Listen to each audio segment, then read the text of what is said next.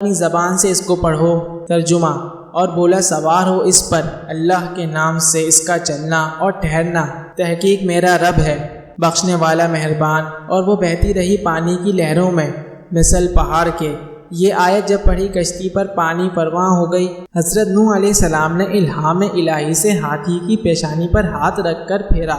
قدرت الہی سے دو خوک اس کی ناک سے پیدا ہوئے اور انہوں نے سب غلاظت کشتی کی صاف کی، اور ابلیس نے خنزیر کی پیشانی پر ہاتھ پھیرا تو اس کی ناک سے دو چوہے پیدا ہوئے۔ حضرت نوح علیہ السلام نے کہا کہ اے شیطان ملعون، تجھے اس کشتی پر کون لایا؟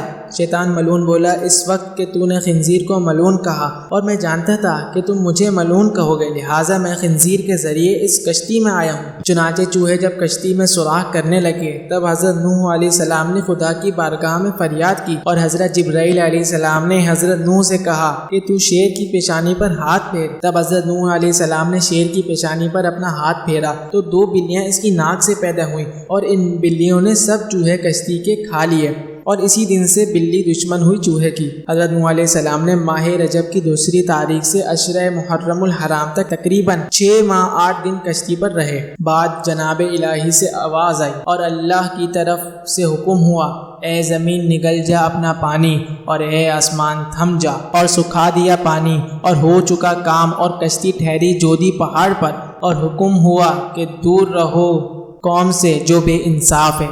40 دن برابر پانی آسمان سے برستا رہا، اور اسی طرح 40 روز تک پانی زمین سے ہر وقت ابلتا رہا۔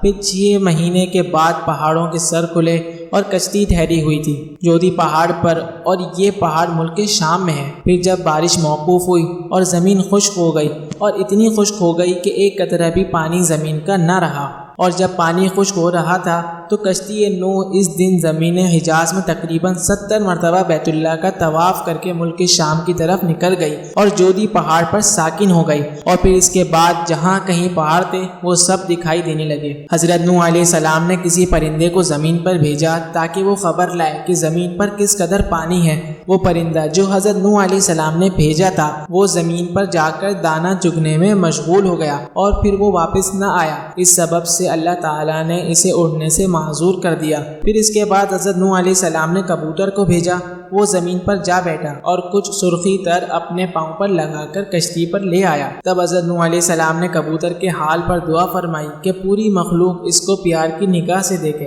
اور اسی وقت حضرت جبرائیل نازل ہوئے اور انہوں نے 7 راہیں پانی کی بنا دی اور 7 دریا روئے زمین پر جاری ہوئے۔ تب سارا پانی جو کچھ زمین میں باقی تھا وہ دریاؤں میں جا گرا، اور اس کے علاوہ جو کچھ تھوڑا بہت رہ گیا وہ تمام کا تمام خشک ہو گیا۔ اور حضرت نوح علیہ السلام نے کشتی سے باہر نکل کر ایک جانور کو بھیجا، وہ زمین پر گیا اور بسبب پانی نہ ہونے کے ٹھہر نہ سکا، پھر واپس آیا۔ تب حضرت نوح علیہ السلام نے ان کے لیے دعا فرمائی اور اپنی تمام قوم کو کشتی پر سے اتار لیا۔ اس وقت حکم اللہ ہوا کہ اے نوح، جتنے تخم اور جڑیں ہیں یہ سب زمین پر بو دے۔ چنانچہ حضرت نوح علیہ السلام کو تمام قسم کی جڑیں اور تخم مل گئے، لیکن انگور کی جڑ نہ ملی۔ تب جناب باری میں عرض کی آواز آئی کہ اے ابلیس لعین نے چرا لیا ہے۔ تب حضرت نوح علیہ السلام نے اس سے کہا کہ تو نے انگور کی جڑ چرا لی ہے، اس کو لا کر دے۔ شیطان نے انکار کیا۔ حضرت نوح علیہ السلام نے فرمایا کہ مجھے اللہ نے خبر دی ہے کہ تو نے ہی اس کو چرایا ہے۔ تب شیطان نے کہا کہ میں لا دوں گا۔ حضرت نوح علیہ السلام نے قبول کر لیا۔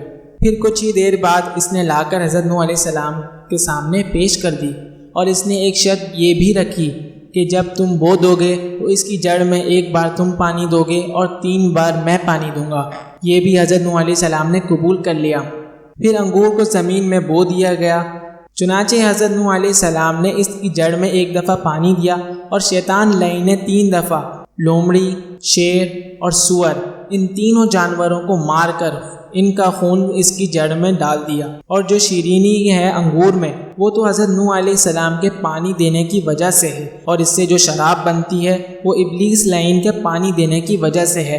اس واسطے شرابیوں کا مزاج پہلے لومڑی کے مزاج جیسا ہوتا ہے، اور پھر اس کے بعد شیر جیسا، اور پھر اس کے بعد سور جیسا ہو جاتا ہے، کیونکہ نشے کی حالت میں وہ شرابی کسی کو دیکھتا، سمجھتا اور کچھ بھی نہیں سنتا، اور یہ سب شیطان کے فعل سے ہے۔ اور ابلیس نے کہا، اے شیخ الانبیاء، تیرا احسان مجھ پر بہت ہے، مجھ سے تو کچھ مانگ لے۔ حضرت نوح علیہ السلام نے فرمایا اے ملعون، تو ہمارے کس گناہ سے خوش ہوا ہے؟ بولا تو نے گناہ نہیں کیا، تو نے تو ہزاروں کافروں کو خدا کی درگاہ میں دعا کر کے ہلاک کرا دیا، وہ سب دوزخ میں ہمیشہ میرے ساتھ رہیں گے۔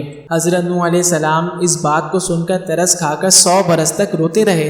ایک روز حضرت نوح علیہ السلام نے پوچھا کہ اے ملعون، کون سا فعل ہے کہ جس کے کرنے سے اولاد آدم دوزخ میں جائے گی؟ وہ بولا کہ 4 چیزیں ہیں، اور وہ یہ ہیں: حسد، حرص، تکبر اور بخل۔ حضرت نوح علیہ السلام نے اس کی شرح اس سے پوچھی۔ اس نے بیان کیا کہ میں نے 70,000 سال خدائے عز و جل کو سجدہ کیا اور اس کی عبادت بجا لایا۔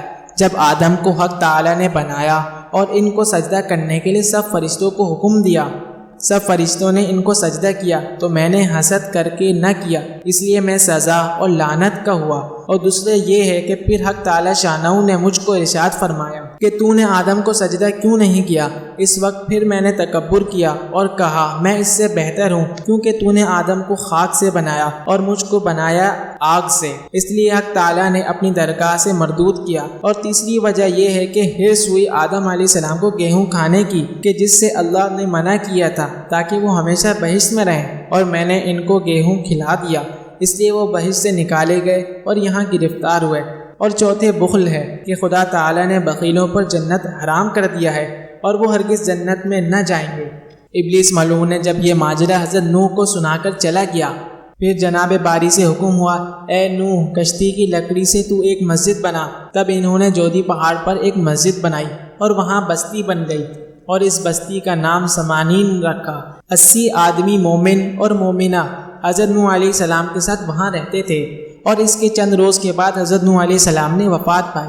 پھر اولاد ان کی سام، حام اور یافس باقی رہی۔ چنانچہ یہ پوری مخلوقات ان تینوں کی نسل سے ہیں۔ اہل عرب و عجم سام کی اولاد ہیں، اور اہل حبش حام کی اولاد سے ہیں، اور اہل ترکستان یافس کی اولاد سے ہیں۔ اور مروی ہے کہ عمر حضرت نوح علیہ السلام کی 1400 برس تھی، اور ایک دوسری روایت ہے کہ 1020 برس، اور تیسری روایت میں ہے کہ 1000 برس کی تھی، اور ایک روایت میں 950 برس کی تھی، اور غالباً یہی صحیح ہے۔ سورہ عنکبوت میں مذکور ہے جب نوح علیہ السلام نے اس دار فانی سے رحلت فرمائی تو فرشتوں نے ان سے پوچھا اے شیخ الانبیاء، دنیا کو کیسا دیکھا؟